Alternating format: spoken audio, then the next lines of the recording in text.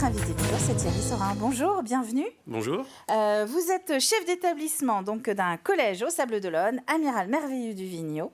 Alors c'est un nom, c'est ce que je disais un peu plus tôt dans la matinale, où on trouvait ça très poétique. Alors on a vu que c'était donc un amiral tout simplement, Oui. qui est du début du XXe siècle, il me semble avoir vu. Exactement. Donc de la flotte française. Alors, rien à voir, on repart sur le collège, ce sont bientôt les portes ouvertes. On est dans une ambiance de portes ouvertes en ce moment dans les établissements. Vous alliez avec 2 autres établissements justement sur les Sables-d'Olonne en cette période. C'est qu'en fait vraiment c'est la rentrée qui se prépare maintenant quand on est en janvier, février comme ça, on pense déjà au mois de septembre. Alors complètement. En réalité, la rentrée, elle se prépare même avant les vacances de Noël pour commencer à réfléchir un peu à l'organisation. Quasiment d'une année sur l'autre. Exactement. Une fois que l'année est lancée, en tant que chef d'établissement et avec nos équipes de direction, on est déjà en projection sur la rentrée suivante pour réfléchir au projet, pour voir les nouveautés qui pourraient être mises en place et puis aussi en fonction des ajustements, des annonces aussi du ministère par rapport à des évolutions, que ce soit au niveau des programmes ou au niveau des éléments d'organisation. Donc, ce qui fait que nous, la rentrée, elle se prépare déjà depuis plusieurs mois. Et là, on a un élément concret qui nous amène vers la rentrée, c'est nos portes ouvertes qui ont lieu sur nos 3 établissements secondaires du réseau Sablais. Donc le collège Notre-Dame de Bourgenais, le collège Amiral Merveilleux du Vigneaud et le lycée Sainte-Marie-du-Port. Et donc on a l'habitude maintenant depuis plusieurs années de présenter nos portes ouvertes de façon commune et de façon conjointe, parce que on a vraiment un travail de réseau qui existe, qui se développe entre nos 3 établissements, et puis également avec les 12 écoles primaires et maternelles du réseau Sablais et Talmondais avec lesquelles on travaille. Donc, ce qui fait qu'on accueille des enfants de la maternelle jusqu'au post-bac sur le secteur, et vraiment en travaillant en réseau entre tous nos établissements. Mais alors finalement, ce que vous proposez aux personnes, c'est que c'est sur la même journée, faire une sorte de tournée entre vos établissements. Non, parce que toutes nos portes ouvertes n'ont pas lieu le même jour. Les portes ouvertes du collège Notre-Dame de Bourgenais et du lycée Sainte-Marie-du-Port ont lieu le vendredi 28 février et le samedi matin 1er mars.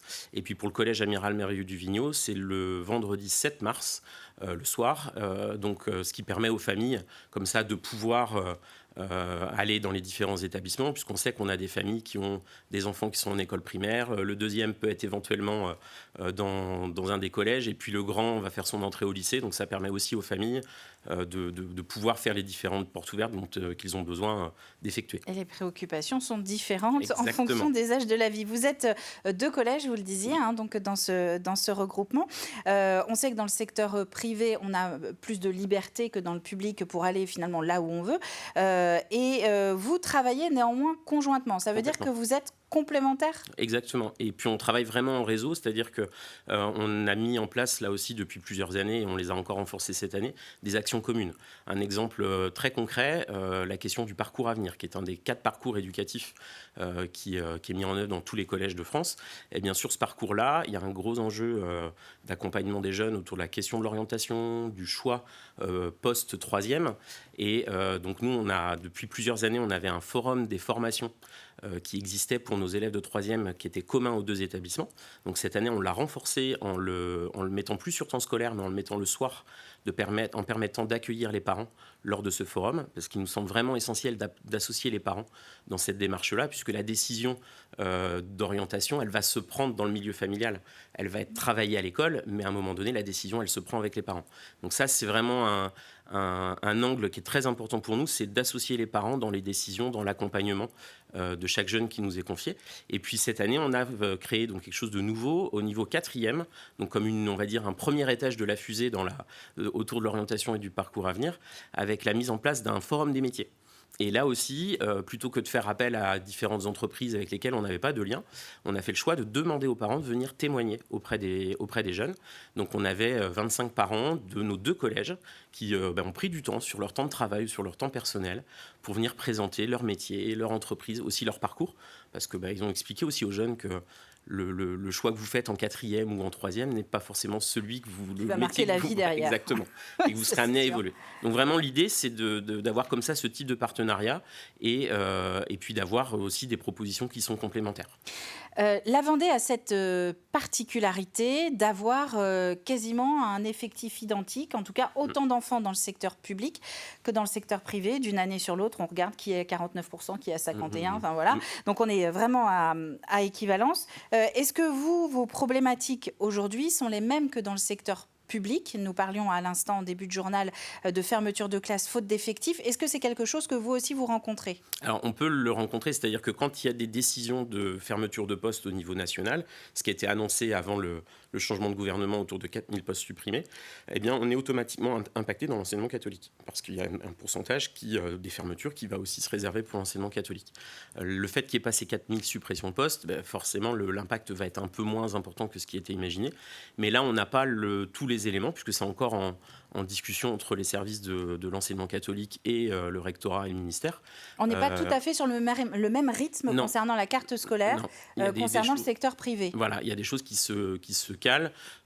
Pour nous, par exemple, en collège et en lycée, pour préparer la rentrée, on a ce qu'on appelle une dotation horaire qui nous est donnée.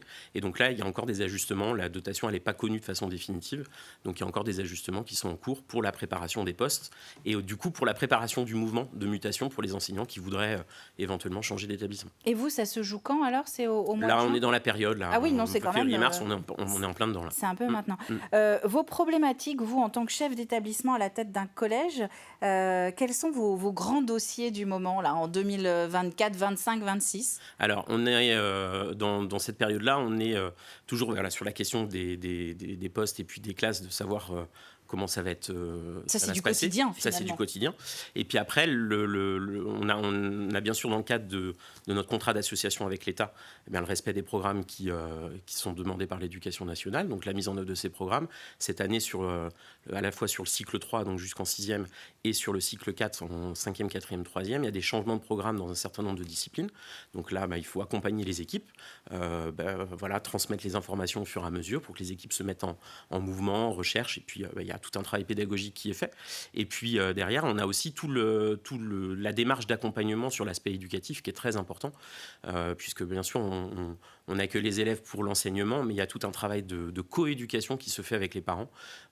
Donc là, c'est un enjeu majeur aujourd'hui, sur tout ce qui va être autour de l'éducation au numérique. Il y a un gros questionnement autour de l'intelligence artificielle. Et donc tous ces sujets-là font partie de notre quotidien, et puis en même temps des dossiers que l'on essaye de travailler pour préparer la rentrée. On parle également pas mal d'éducation autour du harcèlement scolaire, de faire que ce ne soit plus tabou d'en parler. Ça fait partie des dossiers que vous travaillez aussi? Complètement, au quotidien. Et c'est vrai qu'un exemple concret que nous, on vit au sein de l'établissement, sur le niveau 6e, on a mis en place tout un système d'ateliers autour des compétences psychosociales. Et ce qui nous permet, alors c'est pas magique, ça n'empêche pas les situations de harcèlement ou de difficultés relationnelles, mais ça permet en tout cas de donner des clés, des moyens, des outils aux enfants pour savoir comment réagir quand ils sont victimes, quand ils sont témoins ou quand ils ont besoin à un moment donné de se confier. Donc ça nous sert en tout cas d'outil de prévention pour les mettre en situation, les mettre en réflexion, en questionnement autour de ce sujet-là. Et puis ce qui est important dans ces questions-là, c'est que dès qu'il y a une situation qui émerge ou qu'il y a une difficulté, eh bien, il y a un lien qui se met en place à la fois avec le jeune et à la fois avec les familles, quand il y a besoin justement de trouver des outils, de trouver des solutions pour accompagner l'enfant. Eh bien, merci Thierry Saurin. On a juste quelques secondes pour rappeler les dates de vos portes ouvertes. Donc 28 février, 1er mars pour le collège Notre-Dame de Bourgenais et le lycée Sainte-Marie-du-Port. Et puis vendredi 7 mars pour le collège Amiral Merveilleux du Vigneaud. Pour le collège Bourgenais et le lycée Sainte-Marie, c'est sur inscription sur le site internet. Et pour le collège Amiral, eh bien, les familles viennent au moment qu'elles souhaitent à partir de 17h15. Et pourront vous dire qu'elles vous ont vu sur TV Vendée. Exactement. Merci beaucoup Thierry Saurin.